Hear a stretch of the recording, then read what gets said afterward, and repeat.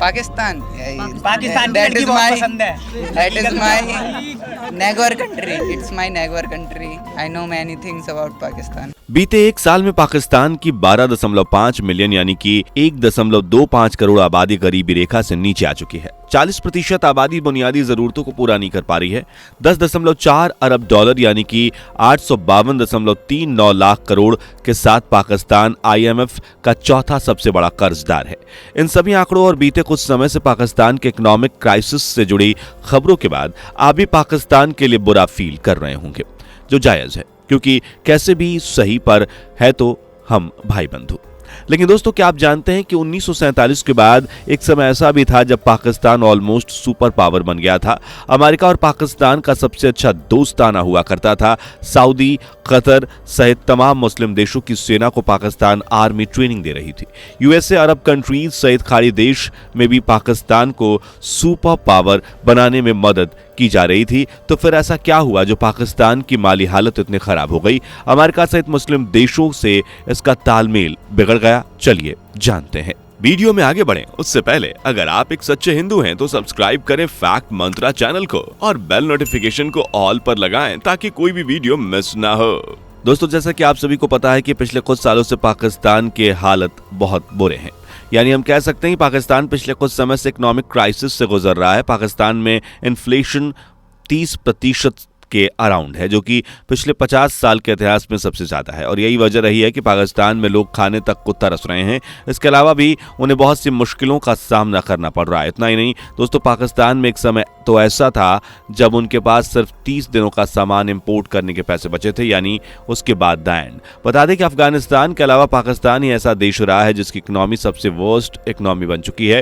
Human development index देश की 3 चीजों को नोटिस करता है, जिनमें हेल्थ, नॉलेज और स्टैंडर्ड ऑफ लिविंग शामिल है, जिनमें 191 देशों में से पाकिस्तान की रैंकिंग 161 रही है। यानी कि पाकिस्तान ह्यूमन डेवलपमेंट इंडेक्स में सबसे नीचे से देशों में से एक है और शायद इसलिए पाकिस्तान के सभी दोस्त देशों ने उसकी मदद करने से साफ इनकार कर दिया, जिनमें यूएई और यहां तक कि चाइना भी शामिल है। वहीं IMF जो पाकिस्तान को लोन दे सकता था, इस बार तो उसने भी हाथ खड़े कर दिए हैं। आपको जानकर हैरानी होगी कि पाकिस्तान पिछले 75 सालों में IMF से 23 बार मदद ले चुका है। यानी दोस्तों, हम कह सकते हैं कि पाकिस्तान इकोनॉमी का एक बेस्ड इकोनॉमी बन चुकी है। और वैसे क्या आप जानते हैं कि एक एड बेस्ड इकोनॉमी क्या होती है? दरअसल जब एक देश के इंपोर्ट एक्सपोर्ट से ज्यादा होते हैं तो नेट आउटफ्लो जनरेट होता है, यानी फॉरेन एक्सचेंज का पैसा खासकर US डॉलर देश से बाहर जाता रहता है, जो कि एक क्राइसिस से गुजरने वाले देश के लिए काफी ज्यादा टेंशन की बात होती है। बता दें कि कुछ ही महीनों में पाकिस्तान ने ट्रेड अकाउंट सरप्लस में चलाए थे, यानी पाकिस्तान के एक्सपोर्ट इंपोर्ट से ज्यादा थे, क्योंकि पाकिस्तान की सरकार ने इंपोर्ट पर रेस्ट्रिक्शन डाल दिए थे। लोगों के लिए बाहर से चीजें इंपोर्ट करवाना पूरी तरह से नामुमकिन कर दिया था, जिससे हुआ ये कि पिछले साल के मुकाबले इंपोर्ट 27% तक गिरे। इस तरह देश की इकोनॉमी बीते कुछ सालों से लगातार खस्ता हालत में चल रही है। लेकिन दोस्तों, पाकिस्तान की इकोनॉमी हमेशा ऐसी नहीं थी। पाकिस्तान ऑलमोस्ट सुपर पावर बन गया था, लेकिन शायद ही आप में से कोई पाकिस्तान के सुनहरे दौर के बारे में जानता होगा। लेकिन आप जान सकते हैं सिर्फ चैनल को सब्सक्राइब करने जैसे छोटे से क्लिक से। दरअसल 1947 में भारत से आजाद होते ही पाकिस्तान ने सुपर पावर बनने का सपना देख लिया था और उसका हथियार था धर्म। जी हां, पाकिस्तान इस्लामिस्तान बनना चाहता था और प्लान बहुत ही इजी था। दुनिया भर के मुस्लिम देशों को एक ग्रुप में अपने साथ जोड़ो और फिर इन सब के आका बन जाओ।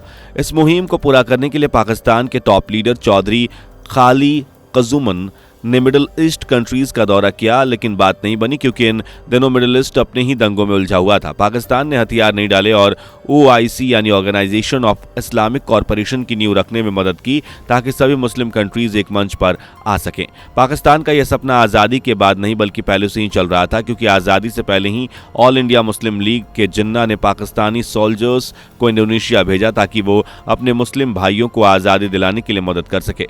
ऐसा पाकिस्तान आज़ादी के बाद भी करता रहा, क्योंकि पाकिस्तान अब एक न्यूक्लियर पावर भी बनना चाहता था। अपने एक भाषण में जुल्फिकार अली भुट्टो ने ये कहा था कि सभी रिलीजन चाहे वो ईसाई हो, हिंदू हो या कोई और, न्यूक्लियर पावर बन रहे हैं सिवाय इस्लाम के। इसी सपने को पूरा करने के लिए पाकिस्तान ने छोटे छोटे मुस्लिम देशों की मदद करना शुरू किया। जैसे इंडोनेशिया की आज़ादी में सबसे बड़ा हाथ पाकिस्तान का था। इतना ही नहीं, इंडोनेशिया की आज़ादी के बाद पाकिस्तान ने नेशनल हॉलीडे भी अनाउंस किया, यानी देश कोई और आज़ाद हुआ और जश्न कहीं और ही मनाया जा रहा था। और ये पहली बार ही था। सिर्फ इंडोनेशिया ही नहीं, Morocco, Algeria, Tunisia, Libya, Somalia जैसे देशों के साथ पाकिस्तान का यही गेम रहा। दरअसल न्यूक्लियर पावर बनने के लिए पाकिस्तान को जब दूसरे देश उसे सपोर्ट करते और उसके इन्फ्लुएंस में होते, स्पेशली मुस्लिम कंट्रीज, लेकिन इन सब से पहले ईस्ट एशिया पाकिस्तान अपना असली गेम ही खेल रहा था। आपको यकीन नहीं होगा, लेकिन 1984 में पाकिस्तान ने 5000 से ज्यादा कुरान की कॉपीज, हथियार और दूसरी चीजें साउदर्न बॉर्डर के थ्रू यूएसआर में ट्रांसपोर्ट किए थे, वो भी इलीगली। दरअसल ऐसा पाकिस्तान इसलिए कर रहा था क्योंकि यूएसएसआर के 6 देश जैसे अरबेजान, तुर्कमेनिस्तान, उज्बेकिस्तान, किर्गिस्तान, तजाकिस्तान और कजाकिस्तान जैसे देश मुस्लिम हैं और पाकिस्तान इन्हीं का फायदा उठाना चाहता था। और असल में हथियार यूएसएसआर की जड़ों को हिलाकर इन्हीं देशों को भेजे जा रहे थे ताकि ये भी पाकिस्तान के सपोर्ट में रहें और उसे सुपर पावर बनने में मदद करें। हालांकि उस रोज यूएसएसआर की जड़ें काफी मजबूत थीं और वो ऑलरेडी सुपर पावर था, पर पाकिस्तान कहां अपना डर्टी गेम बंद करने वाला था। उसने तो मुजाहिद टेररिस्ट को भी इन देशों में एक्सपोर्ट किया। Islamic union of the northern people of Afghanistan की नींव रखी और इस समय पाकिस्तान के रिश्ते अमेरिका से भी काफी तगड़े थे। इसका अंदाजा आप इसी बात से लगा सकते हैं कि 1947 में आज़ादी के बाद अमेरिका पहला देश बना जिसने पाकिस्तान को एक देश माना। 1950 में पाकिस्तानी पीएम और यूएस हैरी ट्रूमन और लियाकत अली खान की मुलाकात हुई और यहाँ पाकिस्तान में यूएस का CIA बेस बनाने की बात भी हुई। हालांकि ये काम अभी पूरा नहीं हुआ। इसी दौरान दोनों देश के बीच म्यूचुअल डिफेंस एग्रीमेंट साइन हुआ जिसके तहत पाकिस्तानी सोल्जर्स की ट्रेनिंग का जिम्मा यूएस के हाथों में गया और साथ ही यूएस का military assistant advisor group Rawalpindi में स्थापित किया गया। इसके बाद से ही अमेरिका की तरफ से पाकिस्तान को भारी भरकम कर्ज मिलता रहा और पाकिस्तान की बल्ले बल्ले हो रही थी। ये दोस्ती और मजबूत तब हुई जब 9/11 हमले के बाद ओसामा बिन लादेन की तलाश में पाकिस्तान ने अमेरिका का साथ दिया, जिसके एवज में अमेरिका ने पाकिस्तान के कर्ज में $1 बिलियन माफ भी किए। सिर्फ अमेरिका ही नहीं, पूरा मिडिल ईस्ट पाकिस्तान ने अपने फेवर में कर लिया था। आज़ादी के बाद यूएई ने 1968 में पाकिस्तान की सेना से अपनी आर्मी को ट्रेनिंग देने की गुहार लगाई और पाकिस्तान एग्री भी हुआ। इवन पाकिस्तान के एयर कमांडर सादर उन दिन यूएई के एयरफोर्स के पहले चीफ बने। इसी तरह पाकिस्तान सऊदी की रॉयल एयरफोर्स को खड़ा करने में उसकी मदद जमकर कर रहा था। दोनों देशों की दोस्ती इतनी गहरी हो गई थी कि 1998 के न्यूक्लियर सेक्शन के बाद सऊदी ने रोजाना 1 बिलियन बैरल तेल पाकिस्तान में फ्री सप्लाई किया। इसी तरह कतर, कुवैत जैसे देशों के साथ भी पाकिस्तान के संबंध मजबूत थे, लेकिन फिर पाकिस्तान की कुछ घटिया और सेल्फिश हरकतों और एक डर्टी गेम के चलते उसकी दोस्ती हर देश के साथ कमजोर होती चली गई। दरअसल 2008 में पाकिस्तान ने तालिबान और अलकायदा के साथ अच्छे रिश्ते मेंटेन करने के चक्कर में ओसामा बिन लादेन को अपने ही देश में छुपाया, जिस वजह से अमेरिका और पाकिस्तान के रिश्ते खराब हो गए। अमेरिका ऑपरेशंस को लीक करने के चक्कर में अमेरिकी सोल्जर्स ने 12 पाकिस्तानी और 8 तालिबानी सोल्जर्स को मार गिराया। इस तरह अमेरिका ने अपने टुकड़े पर पल रहे देश यानी पाकिस्तान से दूरी बनाई और दोनों देशों की दूरियां बढ़ती ही चली गई।